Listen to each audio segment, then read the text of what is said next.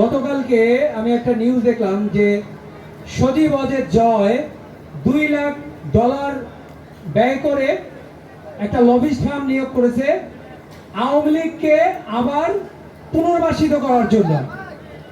তা এই যে $2 লাখ মানে বাংলাদেশি টাকা 2.5 কোটি টাকা, এত টাকা ব্যয় করে একটা লবিস্ট ফার্ম নিয়োগ করে, তার মানে বুঝতে হবে যে আওয়ামী লীগের ষড়যন্ত্রকারীরা এখনো আমাদের প্রশাসনে সচেষ্ট আছে। তাই আমাদেরকে এই অন্তর্বর্তীকালীন সরকারের যারা নেতৃত্বে আছেন তাদের প্রতি বিনয়ের সাথে আমার অনুরোধ যে আপনারা এই যে ষড়যন্ত্রকারী আওয়ামী লীগ ষড়যন্ত্রকারী যারা আছেন, পুলিশ প্রশাসন, সিভিল প্রশাসন থেকে শুরু করে সকলকে, এই ষড়যন্ত্রকারীদেরকে অবশ্যই তাদের বিরুদ্ধে ব্যবস্থা নিতে হবে। আজকে শ্রমিক অধিকার বিষয়ে দুইটা কথা বলি।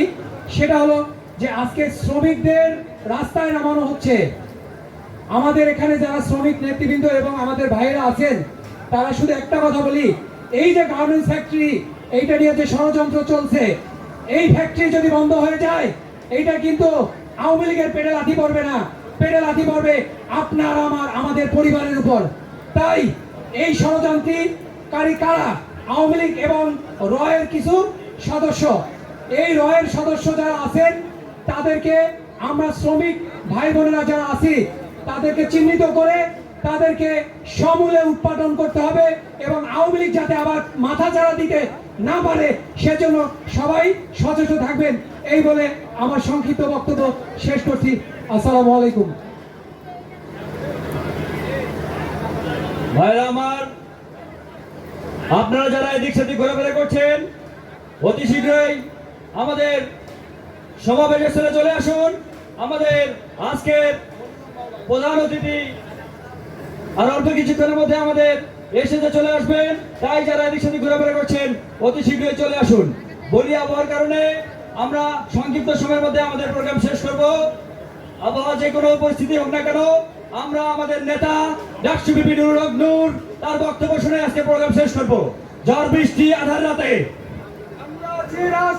ঝড় বৃষ্টি আধার রাতে আমরা আছি রাজপথে, ঝড় বৃষ্টি আধার রাতে তোমার আমার পরিষদ, গণ অধিকার পরিষদ, আমজনতার পরিষদ, কৃষক ভাইয়ের পরিষদ, শ্রমিক ভাইয়ের পরিষদ, শ্রমিক ভাইয়ের পরিষদ, রিক্সা চালকের পরিষদ, গণ অধিকার পরিষদ, বাংলাদেশের ভবিষ্যৎ, গাজীপুরের পরিষদ, কোনাবাড়ির পরিষদ, গণ অধিকার পরিষদ। ধন্যবাদ। বক্তব্য দেওয়ার জন্য অনুরোধ করব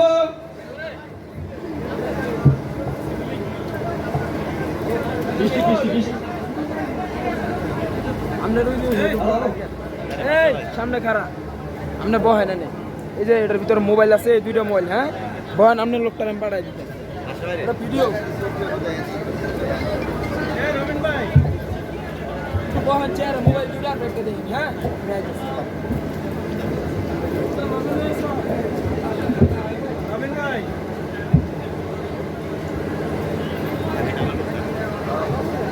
এই পর্যায়ে বক্তব্য প্রদান করবেন তারা নির্যাতিত শ্রমিক নেতা, ঢাকা মহানগর উত্তরের সংগঠক ওয়াসকরণী নীরবকে সংক্ষিপ্ত বক্তব্য প্রদান করার জন্য অনুরোধ করছি।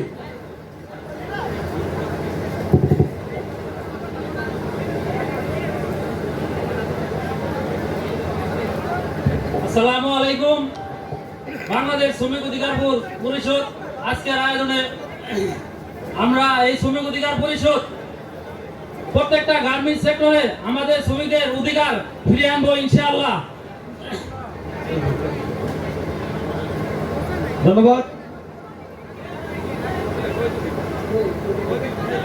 এ পর্যায়ে সংক্ষিপ্ত বক্তব্য প্রদান করবেন বাংলাদেশ শ্রমিক অধিকার পরিষদের ভাই যারা স্টেজে আছেন তাদের কাছে করজোড় অনুরোধ, এই যে ব্যানারের নামগুলো ব্যতীত আর কেন্দ্রীয় নেতা ব্যতীত আপনারা সকলে নেমে যান।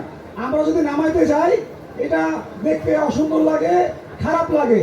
আপনারা কেন্দ্রীয় নেতা এবং ব্যানারের নাম ছাড়া একজনও থাকবেন না, এটা অনুরোধ। এটা সুশৃঙ্খলা বজায় থাকবে, আমাদের প্রোগ্রাম সুন্দর হবে।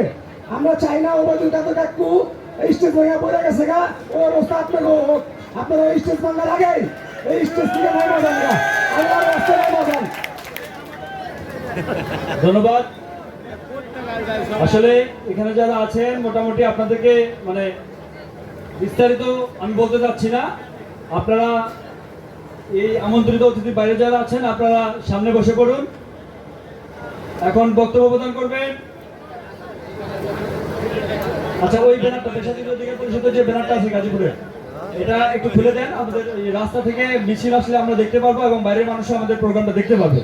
হ্যাঁ, এবং এইদিকে যে ডানে আমার দুটো ব্যানার আছে, এই দুটো ব্যানারও আপনারা খুলে অন্য জায়গায় লাগানোর চেষ্টা করেন।